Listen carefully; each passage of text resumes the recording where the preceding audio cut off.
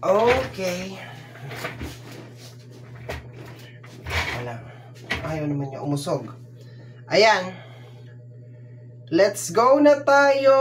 Umpisa na natin to mga my dear Taurus. Hello my dear Taurus. Hello, hello, hello, hello. Second half of September mga my dear. Second half. This is from September 16 hanggang sa katapusan. And this is a general reading. So, reminder lang mga my dear Taurus na ang gagawin natin ngayon ay general reading. So, hindi po ito 100% na magre-resonate para sa ating lahat. So, please my dear, lower your expectation pagdating po sa mga general reading. Last 2 shuffle na lang mga my dear. Last 2 shuffle. Tapos, cut na natin to into 3. Umpisahan na natin ang iyong reading. Taurus, second half of September.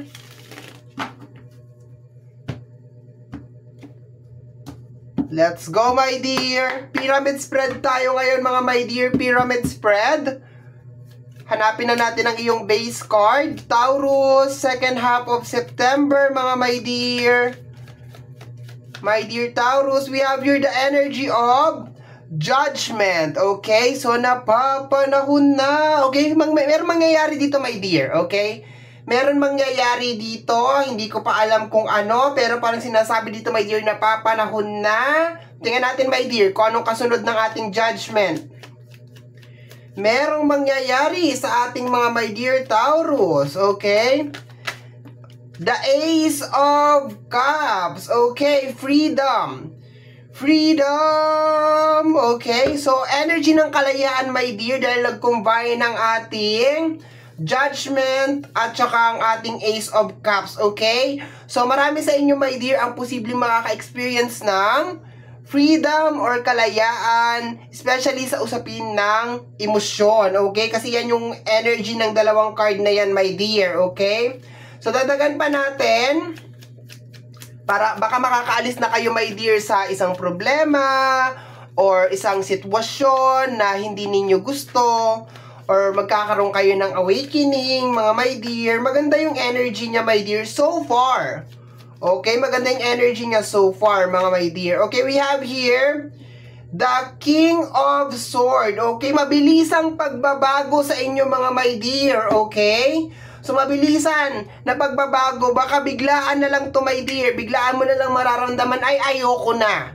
Ayoko na talaga. Okay? Gusto ko na maging malaya. Gusto ko na matapos to. Ganun na nakukuha ko dito na energy. So, ang mga mangyayari, my dear, is napapanahon na parang yung iba sa inyo, lalo na sa usapin ng emosyon, my dear. Okay, kung meron mga bumabagabag sa'yo, meron mga nangyayari sa buhay mo na hindi mo nagugustuhan, it's about time na mangyayari na to, my dear. Sa energy ng King of Swords, mabilisan yung desisyon na nararamdaman ko dito, my dear Taurus. So, marami sa inyo sa second half of September 16 hanggang sa katapusan ang gagawa ng mga mabibilisan na desisyon. Okay, bigla na lang ayaw na nito, bigla na lang gusto ng ganito. Biglaan, my dear, yung mga pangyayari. Next na energy, my dear Taurus, may kinalaman sa change, my dear.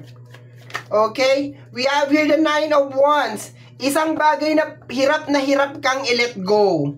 Okay? Sa energy ng Nine of Wands, isang bagay na hirap kang i-let go or hirap kang baguhin, my dear Taurus, ang finally ma-overcome mo na, my dear. Napakaganda nito, my dear, kung meron kang mga bisyo, diba? If you have any mga bisyo, my dear Taurus, kunyari naninigarilyo ka, umiinom ka, and for the longest period of time, sinusubukan mo, my dear Taurus, na umalis doon sa bisyo mo na yon. This is the time, my dear, na makakaya mo na siya, ma-overcome mo na siya. Kung may kinalaman man to, my dear, sa tao, kunyari, sinaktan ka, niloko ka, or something, and for the longest period of time, hirap ka, my dear Taurus, na makapag-let go or makamove on sa tao na to, mararamdaman mo, my dear, sa second half of September na biglaan ka na lang mawawalan ng pakialam sa kanya, biglaan ka na lang magdi-decide na, teka, mag-move on na ako, gagawin ko na to, ito nang gagawin ko, bahala na sa buhay niya, bahala na yung karma sa kanya, yung mga ganun na eksena, my dear.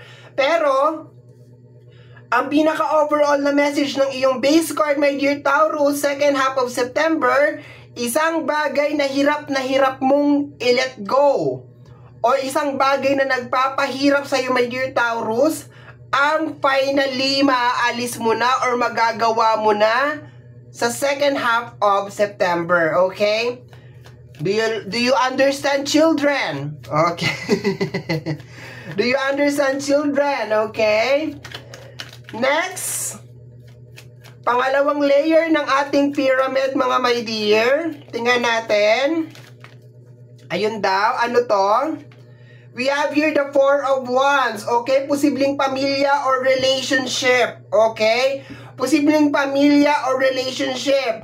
Mas malakas yung energy sa relationship kasi ang Four of Wands is energy, my dear, ng marriage or relationship nga, diba? Marriage, relationship, live-in, okay?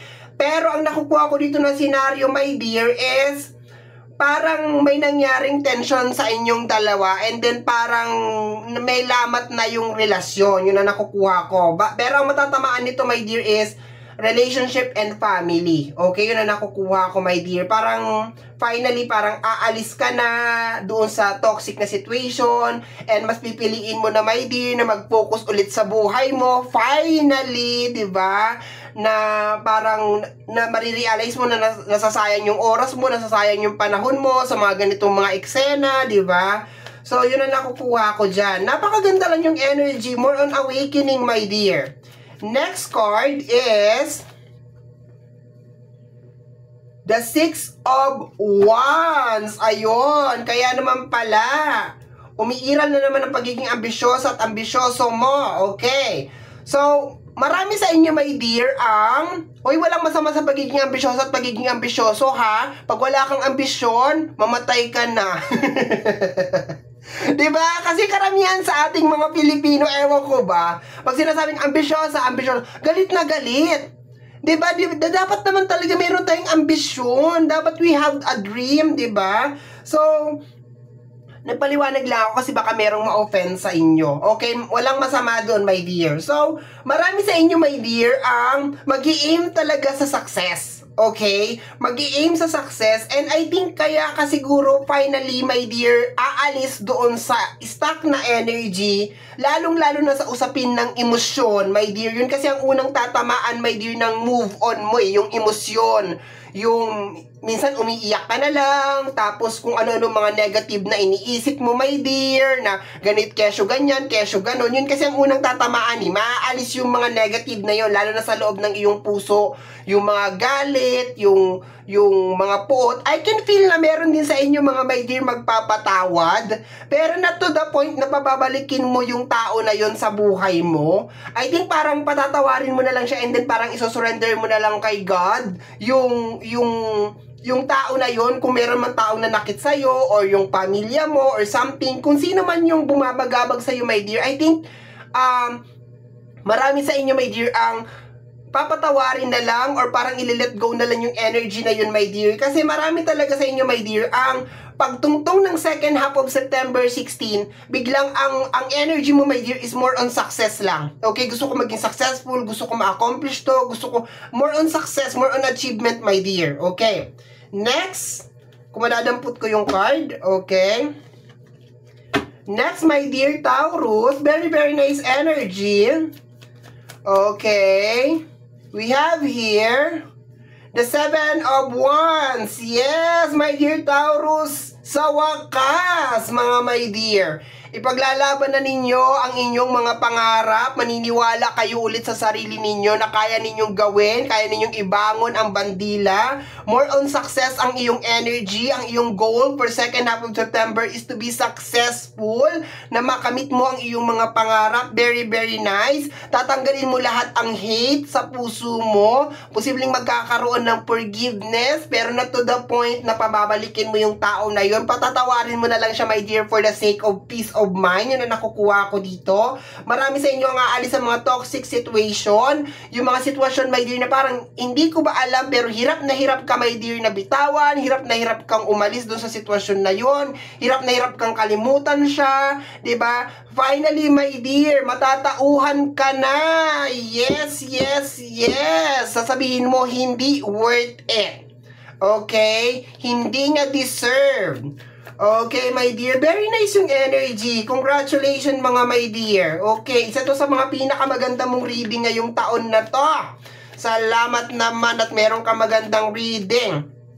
Okay? We have the energy of Chariot, the warrior energy, okay? Marami sa inyo magkakaroon na ng lakas at tibay ng loob, my dear, sa second half of September na mag-umpisa, posible mag-umpisa ng negosyo, mag-umpisa ng trabaho. Okay? Yun na nakukuha ko dito. Mag-umpisa ng career, to be successful. Napakaganda lang, my dear. Posible din na meron mga travel sa inyo, mga my dear. Meron mga magta-travel. Meron mga mag-move on. Yun na nakukuha ko dito, my dear. You will be protecting your personal space, my dear Taurus. Bawal ang mga negative. Ayan, you will be protecting. Natututo ka na rin dito, my dear, na hindi sabihin yung mga plano mo, okay? Maging malihim sa mga bagay na nangyayari sa buhay mo, sa mga plano mo. And maganda yun, my dear, para hindi nakakapasok ang evil eye. Hindi nauusog ang mga pangarap, my dear. Kasi minsan yung bunganga mo rin, wala din kasing preno eh. Talagang buka ka rin ng buka, ayan tuloy, nauusog yung mga pangarap mo. So, meron ka dito mga gagawin, my dear, sa second half of September. Go, wala kang pagsasabihan, magugulat na lang siguro yung mga tao, my dear. Nandoon ka na, nagawa mo na yung mga bagay na yon, and nakukuha ko yung napakalakas na energy mo, my dear, sa second half of September. You will be working really hard. Yung mga pangarap mo, itatayo mo ulit. Last card, my dear Taurus. Last card. Okay, you will be defensive. You will be protecting, yun na lang. Type the correct answer. Okay, you will be protecting yourself, my dear, sa mga tao na backstabbing, negative energy. Possibly, my dear, kasama na rin dito yung mga pangalan nito, yung mga basta lahat ng negative, my dear, yung mga taong nagdadasal ng hindi maganda tungkol sa'yo. Napakalakas ng energy mo ng second half of September, my dear, kasi you are protected. You are so protected, my dear, okay? Last card natin is the Nine of Pentacles, energy of independent and single energy. So, baka posible yung iba sa inyo, my dear, talagang kakalas na sa mga toxic na situation, kakayanin na lang yung sitwasyon na mag-isa, magiging malihim kayo sa mga plano ninyo sa buhay para hindi mauusog. Maapektuhan, my dear, ang pamilya at ang relasyon, okay? Kasi posibleng maging malihim ka sa pamilya mo or sa relasyon mo. Kung meron man mga tension sa loob ng relationship and pamilya, marami sa inyo, my dear, ang bibitaw na dun sa tension na yon at pipiliin na lang ninyo magkaroon ng tahimik na buhay. Kung meron mga tao na parang hinihila ka pababa, hindi mo na sila pag-aaksayahan ng oras, hindi mo na sila papatulan, kasi finally na-realize mo siguro, my dear Taurus, na sayang lang ang iyong oras. But, you will definitely protect yourself from them. So, ibig sabihin, isa siguro sa way, my dear Taurus, na maprotektahan mo ang sarili mo sa kanila, ay hindi na sila makakapasok sa iyong personal space, wala na silang malalaman tungkol sa'yo, diba? Bahala silang mag-isip, bahala silang mag-research, bahala silang mag-stalk sa kung ano yung mga bagay na mangyayari sa buhay mo, kasi finally, mas pinapriority mo na ang sarili mo at ang maging successful. Okay, pinaghahandaan na ng iba sa inyo ang future. Bottom deck of the card, we have here the energy of the Page of Cups, energy of the Star, the Knight of Pentacles, related sa energy ng paghahunt ng pera, the Eight of Wands, and the Queen of Swords, the Ten of Wands, the All by Myself, the Five of Pentacles. I can go on, my dear. Ang ganda ng reading.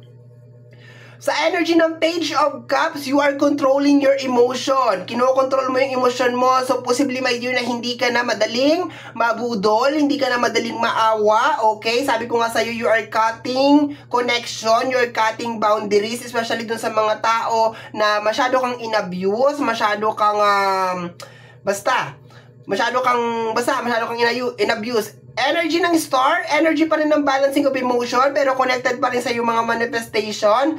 Knight of Pentacles, hunting of Pentacles. Okay, you will be hunting. Ibig sabihin, gagawa ka ng pera, my dear. At the same time, nararamdaman ko rin dito yung disiplina sa paghahawak ng pera.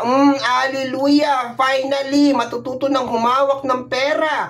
The Eight of Wands, message of the universe. Okay, parang nakukuha ako dito, my dear, na maski mag-isa ka, kakayanin mo talaga ito.